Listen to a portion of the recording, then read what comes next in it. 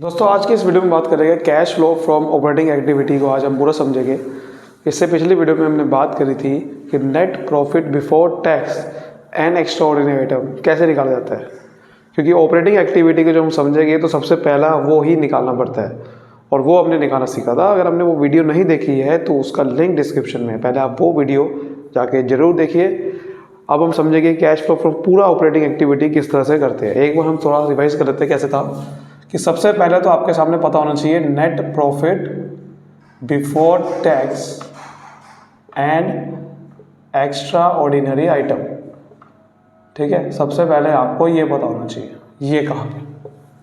अगर आपको ये पता है तब आप इसमें अंदर क्या करोगे, इसके अंदर नॉन कैश या फिर नॉन ऑपरेटिंग खर्चे को ऐड कर दोगे। नॉन कैश जैसे कि डेप्रिसिएशन, नॉन ऑपरेटिंग जैसे कि आपका कोई लॉस हो गया कोई एकदम से फायर से, तो या फिर कोई लॉस हो गया, बेसिकली आपको कोई नुकसान हो गया कहीं कुछ भी तरीके का, या ऐसा खर्चा है जो कि बिजनेस का नहीं है, तो ऐसा कुछ कर सकता होता है। या फिर लेस कर देंगे नॉन कैश इनकम या फिर नॉन ऑपरेटिंग इनकम, कि जैसे कि आपने बिल्डिंग बेची तो उसमें प्रॉफिट हुआ, तो भैया बिल्डिंग बेची तो प्रॉफिट हुआ, माइनस कर देंगे क्योंकि ये प्रॉफिट बार ये नॉन ऑपरेटिंग है, बिजनेस का इधर का नहीं है। लॉस हो गया बिल्डिंग बेचते हुए तो लॉस ऐड करते हैं, समझिए बात को। जब ये सब ऐड कर लोगे, ऐड माइनस कर लोगे, तो आपके सामने जो प्रॉफिट आएगा वो ऑपरेटिंग प्रॉफिट निकल जाएगा, but before working capital changes. Operating profit निकलेगा, लेकिन कौन सा वाला प्रॉफिट निकलेगा, बिफोर वर्किंग कैपिटल चेंजेस वाला। अब ये वर्किंग कैपिटल चेंजेस क्या होता है, करंट एसेट और करंट लायबिलिटी में क्या क्या चेंज आएगा उसको फिर ऐड और माइनस करते हैं। ऐड क्या करते हैं, अगर आपका करंट एसेट कोई डिक्रीज होगा तो उसको ऐड करेंगे, ऐसे ही अगर कोई करंट लायबिलिटी बढ़ेगी तो भी ऐड करेंगे, करंट एसेट घटेगा तो ऐड करेंगे, करंट लायबिलिटी बढ़ेगी तो ऐड करेंगे। लेस की बात करें तो अगर आपका कोई करंट एसेट इंक्रीज होगा तो माइनस करेंगे, और ऐसे ही अगर कोई करंट लायबिलिटी डिक्रीज होगी तो भी माइनस करेंगे। ये सब करने के बाद आपके सामने क्या आएगा, ये आपका आ जाएगा कैश जनरेटेड फ्रॉम ऑपरेशंस। ये आ जाएगा आपके सामने कैश जनरेटेड फ्रॉम ऑपरेशन। इसके बाद हम क्या करते हैं, इनकम टैक्स को माइनस कर देते हैं, इनकम टैक्स पेड। फिर आपके सामने आ जाएगा cash flow from operating activity.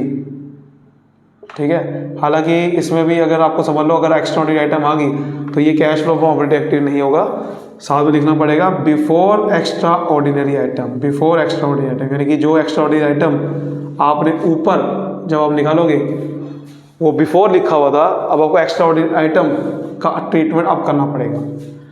तो यहाँ पर एक्स्ट्रा ऑर्डिनरी आइटम का ट्रीटमेंट करेंगे, ऐड या लेस करेंगे जो जिस तरीके की एक्स्ट्रा ऑर्डिनरी आइटम होगी।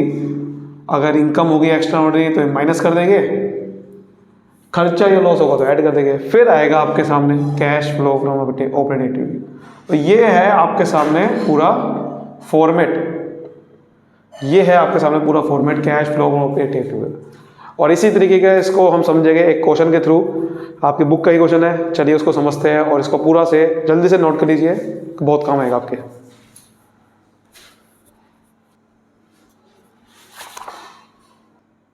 अब हम करेंगे इलस्ट्रेशन 28, इसके थ्रू हम समझेंगे कि कैसे बनता है। और इसके लिए पहले आपको बता दो कि पिछली वीडियो आपको जरूर देखनी है, net profit before tax extraordinary कैसे निकालते थे। तो देखिए इसमें सबसे पहले क्या दे रखा है, grand hospitality limited net profit after tax 3,40,000 का दे रखा है, और following is the extract of balance sheet दे रखी है आपके सामने। नीचे कुछ बातें हैं, डेप्रिसिएशन, इंश्योरेंस क्लेम, ये सब चीज़ें। तो हम पहले बना लेते हैं cash flow from operating activity का फॉर्मेट। कुछ नहीं करना है आपने, बेसिकली एक लाइन खींचनी है बस और ये फॉर्मेट बन जाएगा। मेन बात ये समझने वाली है कि पहले आपको net profit before tax extraordinary निकालना कैसे। तो मैंने आपको पीछे दो तरीके बताए थे पिछली वीडियो में। एक होता है net profit after tax given होता है, एक सरप्लस गिवन होता है। अगर सरप्लस होता है तो ओपनिंग और क्लोजिंग का डिफरेंस रहते हैं, बट यहाँ पर वो नहीं है, यहाँ पर नेट प्रॉफिट आफ्टर टैक्स है। तो इसमें सिर्फ provision for tax current year का ऐड करते हैं, ये पिछली वीडियो में बताया था मैंने आपको, और एक्स्ट्रा ऑर्डिनरी आइटम वगैरह इसका ट्रीटमेंट करते हैं। और रिफंड ऑफ टैक्स माइनस करते हैं। तो इसमें देखो नेट प्रॉफिट आफ्टर टैक्स है 3,40,000 रुपये। ये आपको वर्किंग नोट में बनाना है। आप यहाँ पे दिखा सकते हो, यहाँ पे दिखा सकते हो, मैं आपको वर्किंग नोट में दिखा सकता हूँ। जैसे यहाँ पर क्या दे रखा है, नेट प्रॉफिट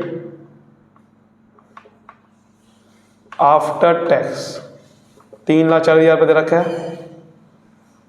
इसमें ऐड कर देंगे provision for tax current year का, और वो देखो दे रखा होगा 2023 का प्रोविजन टैक्स। ध्यान से देखोगे तो 13,000 रुपये है, 22 में 19,000 रुपये है। तो करंट ईयर का ऐड करते हैं, 13,000 रुपये ऐड कर देंगे। और फिर एक्स्ट्रा ऑर्डिनरी देख लेते कोई आइटम है, बिल्कुल है। अगर आप नीचे देखोगे तो इंश्योरेंस क्लेम रिसीव 20,000 रुपये। इंश्योरेंस क्लेम एक एक्स्ट्रा ऑर्डिनरी आइटम होती है, ना तो ये ऑपरेटिंग में आता है, ना इन्वेस्टिंग, ना फाइनेंस। ये अचानक से मिलता है, तो ये माइनस कर देंगे। एक्स्ट्रा ऑर्डिनरी इनकम होती है ये इंश्योरेंस क्लेम, ठीक है। कितने का ये 20,000 रुपये का, तो ये माइनस कर देंगे। तो आपके सामने जो नेट प्रॉफिट बिफोर टैक्स आएगा वो 3,33,000 आएगा। ये आपको वर्किंग नोट बनाना है। हम यहाँ पर सीधा लिखेंगे net profit before tax and extra ordinary item. ये मैं आपको लिख रहा हूँ, ये वर्किंग नोट नंबर 1 से निकालेंगे, वर्किंग नोट बनाएंगे, ठीक है। उसमें निकाल के दिखाना है। इन्होंने बुक में यहीं पे निकाल के दिखा रखा है, बट मेरा सजेशन ये रहेगा आपको वर्किंग नोट में निकाल के दिखाना है। और ये वर्किंग नोट हमने पिछली वीडियो में समझा था। अब यहाँ पर देखते क्या करते हैं। अब आपको यहाँ पर एडजस्टमेंट करनी है। यहाँ पर लिख लो पहले, adjustments for non cash and non operating item. अब आपको एडजस्टमेंट करनी है, जो जो नॉन कैश और नॉन ऑपरेटिंग आइटम है उसमें उसको ऐड और माइनस वगैरह करना है इस प्रॉफिट के अंदर। और ये हमने समझा है कि अगर नॉन कैश खर्चा या नॉन ऑपरेटिंग खर्चा होगा वो ऐड कर देगी। Depreciation is a non cash खर्चा, और डेप्रिसिएशन ऑफ 49,000 है, इसको ऐड करेंगे। दे रखा है आपके सामने नीचे देखो, depreciation charge on plant and machinery 49,000, तो ये ऐड करेंगे। Depreciation on plant and machinery, ठीक है, ये ऐड करेंगे। कितना है 49,000। और कोई खर्चा है?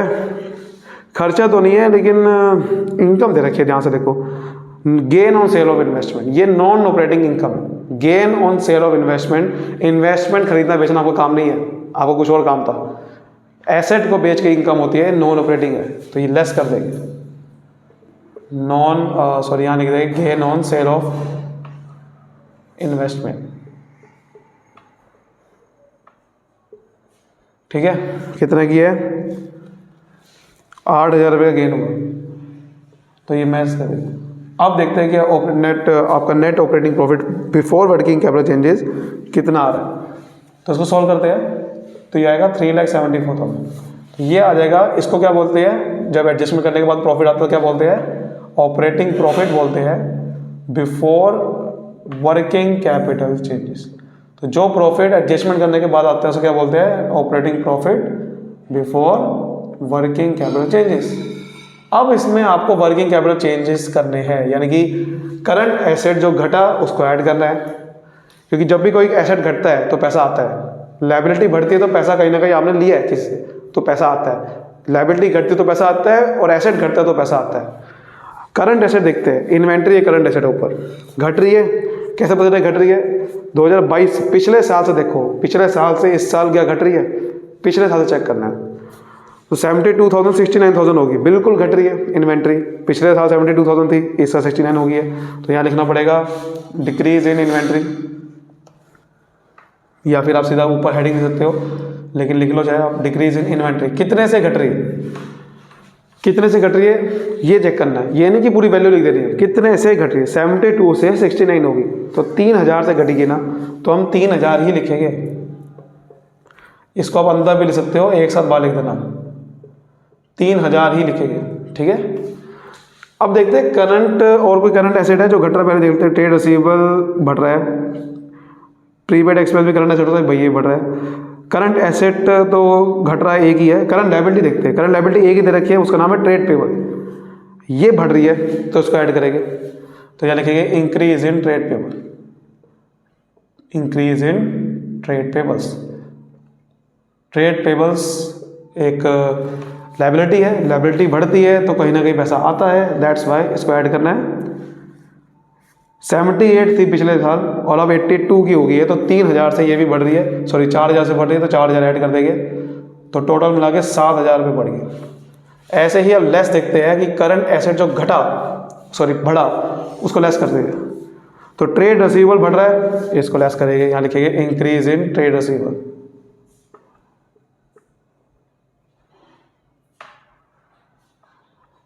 इंक्रीज इन ट्रेड रिसीवेबल, देखो ध्यान से, ट्रेड रिसीवेबल 61 थे, अब 94 के हो गए, 33,000 से बढ़ रहा है, तो 33,000 से ये माइनस कर देंगे,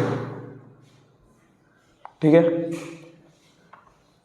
और देखते हैं यहाँ पर इंक्रीज इन प्रीपेड एक्सपेंसेस, इसको भी माइनस करेंगे, ये भी करंट एसेट है, बढ़ रहा है। जो करंट एसेट जब भी बढ़ेगा तो कैश कम होता है। प्रीपेड एक्सपेंस कितना था पहले, प्रीपेड एक्सपेंस चेक करें तो 3000 था, अब 14 हो गया, तो 11,000 से बढ़ गया, तो टोटल मिला के 44,000 आ रहा है, इसको माइनस करना है, तो 7,000 इसमें ऐड करना है, 44,000 इसमें माइनस करना है, तो कुल मिला के ये जो आएगा वो आएगा 3,37,000। इसको सॉल्व करने के बाद इसको बोलते हैं कैश जनरेटेड फ्रॉम ऑपरेशन। तो जो वर्किंग कैपिटल चेंजेस करने के बाद जो प्रॉफिट आता है उसको बोलते हैं cash generated from operations. Clear है यहाँ तक बात? यहाँ तक आपको बिल्कुल क्लियर हो गया कैसे करा हमने ये? Very good. अब क्या करते हैं, अब यहाँ पर इनकम टैक्स अगर कोई आपने पे किया तो माइनस कर देते हैं इनकम टैक्स। देखो ये इसी सीक्वेंस मैनर में चलना है आपने, जैसे मैं बता रहा हूँ आपको, इसी सीक्वेंस मैनर। इनकम टैक्स कितना पे किया क्वेश्चन में बताएगा आपको, नहीं बताएगा तो देखो कैसे पता चलेगा। अगर नहीं बताएगा तो प्रोविज़न फॉर टैक्स जो पिछले साल का होता है वो इस साल पे करते हैं। प्रोविज़न बेसिकली क्या होता है कि हमने बनाया कि इस साल हमने अपने टैक्स कैलकुलेट किया कि अच्छा मेरा टैक्स इतना बनता है, लेकिन पे अगले साल करते हैं। प्रोविज़न बनता है करंट ईयर में, प्रॉफिट में से माइनस हो जाता है वो, लेकिन टैक्स जो पे करते हैं वो अगले साल करते हैं। तो इसलिए जो पिछले साल का टैक्स होगा वो इस साल पे करेंगे और इस साल का टैक्स अगले साल पे करते हैं। तो जो पिछले साल का टैक्स कितना था, प्रोविज़न फॉर टैक्स 19,000 था, तो 19,000 रुपये का जो टैक्स है वो हमने प्रॉफिट में से माइनस कर दिया था पहले, लेकिन पे इस बार कराए। हमने जो पे किया ना उसको माइनस करना है। पे कौन सा किया होगा, पिछले साल वाला प्रोविज़न फॉर टैक्स कितना बना था, 19,000 था, तो 2022 में जो बना था 19,000 रुपये का वो इनकम टैक्स इस साल पे किया होगा, वो माइनस कर देंगे, वो माइनस कर देंगे तो आपके सामने आ जाएगा 3,18,000। इसको बोलेंगे cash flow from operating activity. अगर अब एक्स्ट्रा ऑर्डिनरी आइटम थी नहीं तो यही cash flow from operating activity हो जाएगा। लेकिन अगर एक्स्ट्रा ऑर्डिनरी आइटम थी, जो कि थी, आप ध्यान से देखो तो ऊपर थी, इंश्योरेंस क्लेम था, तो फिर इसको बोलना पड़ेगा cash flow from operating activity before extra ordinary item. अब एक्स्ट्रा ऑर्डिनरी आइटम को ट्रीटमेंट करना पड़ेगा। अगर नहीं होते एक्स्ट्रा ऑर्डिनरी आइटम तो यही हो जाता है कैश फ्लो फ्रॉम एक्टिविटी। अब देखते हैं कि कौन सी एक्स्ट्रा ऑर्डिनरी आइटम थी भाई साहब, यहाँ लिख देते हैं एक्स्ट्रा ऑर्डिनरी आइटम। अब आपको एक्स्ट्रा ऑर्डिनरी आइटम का ट्रीटमेंट करना है, एक्स्ट्रा ऑर्डिनरी आइटम्स। तो अगर आप ध्यान से देखो तो ऊपर तो नहीं थी, नीचे लिखा हुआ था इंश्योरेंस क्लेम, बस इंश्योरेंस क्लेम जो था ना वही एक्स्ट्रा ऑर्डिनरी आइटम थी, जो कि मैंने ये प्रॉफिट निकालते हुए उसको माइनस कर दिया था। लेकिन अब ऐड करेंगे क्योंकि इनकम ऐड करते हैं एंड में, वो तो प्रॉफिट बिफोर टैक्स निकालने के लिए, ये वाला प्रॉफिट निकालने के लिए माइनस कर दिया था ना, हमने माइनस करी थी, वो इंश्योरेंस क्लेम था, तो वही इंश्योरेंस क्लेम मैं नीचे ऐड कर दूंगा। अब मुझे बेसिकली, क्योंकि मुझे तो बेसिकली वो स्टार्ट हमने, क्योंकि फॉर्मेट आपको दे रखा है अकाउंटिंग स्टैंडर्ड 3 में कि स्टार्ट आपको net profit before tax item से करना है, बट एक्चुअल में आप देखो तो नीचे टैक्स मैंने माइनस कर दिया। ऊपर बिफोर टैक्स से स्टार्ट किया था बट नीचे मैंने टैक्स माइनस कर दिया। ऊपर मैंने बिफोर एक्स्ट्राऑर्डिनरी आइटम स्टार्ट किया था बट नीचे मैंने एक्स्ट्राऑर्डिनरी आइटम प्लस कर दिए। समझ गए? तो वो एक फॉर्मेट है, बट एक्चुअल में आपको रिकॉर्ड सभी कर रहे हो, एक्स्ट्राऑर्डिनरी आइटम भी कर रहे हो, ऐसा तो है नहीं। और इंश्योरेंस क्लेम कितना था, 20,000 रुपये था। तो कुल मिला के अब आपका जो नेट कैश फ्लो आ रहा है वो 3,38,000 रुपये cash flow from operating activity. तो यही था, ये क्वेश्चन काफ़ी अच्छा था, इसमें सब कुछ आ गया। तो आज की वीडियो इतनी ही होगी क्योंकि आज हमने समझा है। अब आपको तो क्वेश्चन की प्रैक्टिस करनी होगी। चाहते हो कि मैं कुछ क्वेश्चन की वीडियो बनाऊं तो मुझे आप नीचे कमेंट करिए। तब तक के लिए मिलते हैं अगली वीडियो में। Bye bye. Thank you so much. All the best.